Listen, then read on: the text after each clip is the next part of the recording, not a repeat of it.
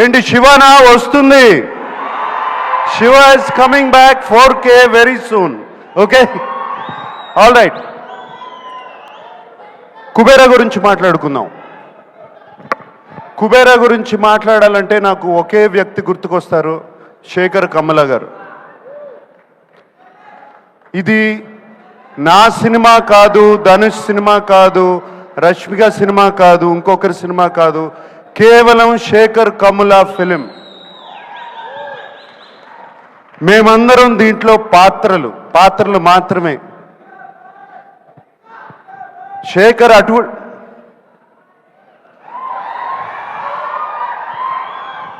ఏరా డాన్స్ వేస్తున్నావు? రష్మిక అంటే బాగుంది కదా.